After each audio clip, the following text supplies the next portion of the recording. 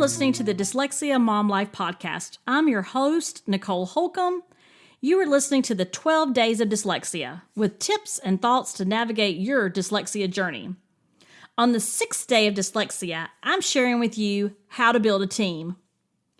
When you think about the best way to help your child, one of the things I talk about is really figuring out a blueprint. I like to call it the dyslexia battle blueprint. So when you think about building a house, you think about the foundation, you think about the walls and the bricks, you think about a plan for what you want to accomplish.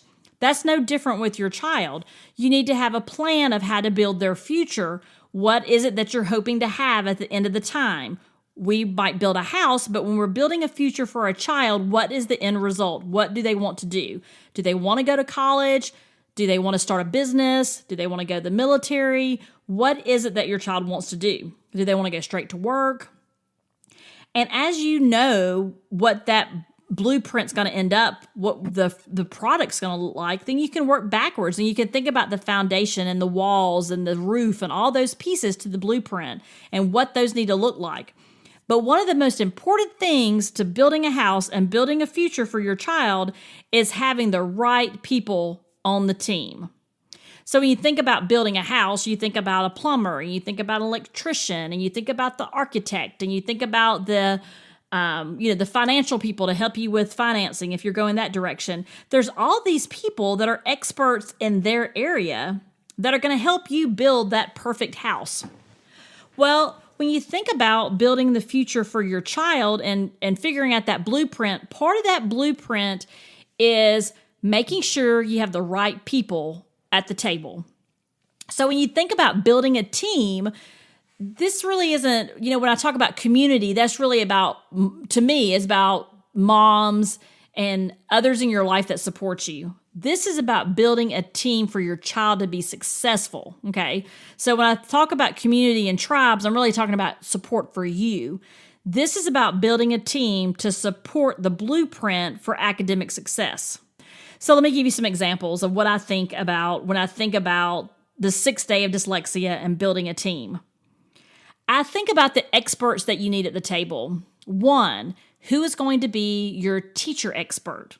Who is going to bring that subject level information to you? For example, if your child's in 4th grade, who is going to let you know what the 4th grade standards are? Who is going to let you know what your child should be mastering in 4th grade and where are they currently, right? So you're going to need a strong relationship with that teacher.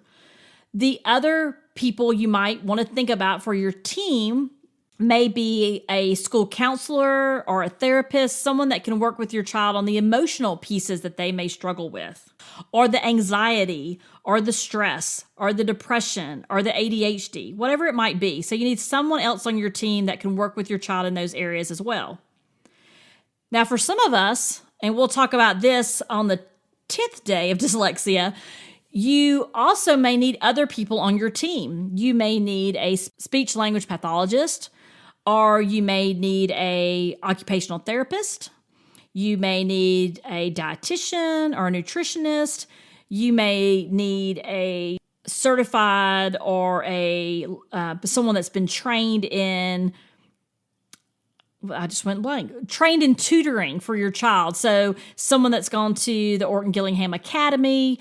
When you're looking at that outside support that you may have to have for tutoring, for reading or writing or math, or maybe all of them, you want to find the right fit. We talked about this yesterday. And so that person is also just invaluable for your team.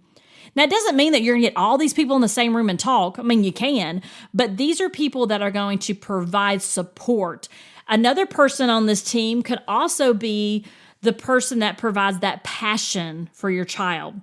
So maybe your child enjoys soccer, or maybe your child enjoys art, or maybe your child enjoys coding and things like that. Like, more, what's the word I'm thinking about? More like coding for computers and things. So if you find someone, or maybe it's sewing even, right? But if you find someone that also has that passion, that can teach your child violin or whatever it might be, that person will also contribute to that team to continue to strengthen those passions for your child. So when you think about building that blueprint and you think about who you need to be involved, you don't have to be alone in this journey. You want to get experts on your team, like that electrician or that plumber, people that are going to be able to help support your child academically, socially, and emotionally. Because you can't do it all by yourself, Mom. You're going to need a team. So the 6th day of dyslexia is about building a team. Be selective about your team. Find people that are passionate about your child and want to help your child be successful. And you will be on the right track, okay? You may not find these people overnight. It may take you a little bit to find the right team. But when you get all the people together, figuratively, not in a room necessarily, I mean, they can be, but when you have everybody together and you're all working on the pieces of the puzzle, then everything's going to come together when the child feels supported and they get all those pieces together. So thank you so much for listening today. Be sure to subscribe to the podcast so you won't miss the other days of dyslexia. And also, I would so appreciate it if you would share this episode. Share this episode with a friend. You can hit the share button in your podcast app. You can email it, text it, or share it on social. I just, we together can reach so many more people if we, kind of take a step back for a minute. So I want to talk this just real briefly before I go, which is part of working together with you is that we want no one to feel alone, right? And it's 1 in 5 are dyslexic. So there's probably, more than likely, people in your social media, people on your email, people that you're friends with that are also struggling. They might not even know yet that it is dyslexia. So I did that at the beginning. I shared, and I need to go back and do that. I shared a good bit of my podcast at the beginning with just my friends on Facebook, and lots of people reached out and said, thank you for doing this, and actually shared things about their family I did not know. And that was great for me, not because it got exposure to the podcast. Yeah, that was great. But it also meant that it just confirmed there are people out there that needs to hear this, people out there that need to have the support. So I would so appreciate it if you would do that. It would mean the world to me. Or, another option is if you have a couple minutes before your next thing that you need to do today, because I know you got a lot of things on your to-do list, I would love for you to rate and review the podcast so other moms can find the podcast. And when they do find us, they'll be able to get a real review from a real mom that says, this is what I think about this podcast. So I would so appreciate that. You know what, though? You have a great day. You're so important to me, and I want you to remember you got this.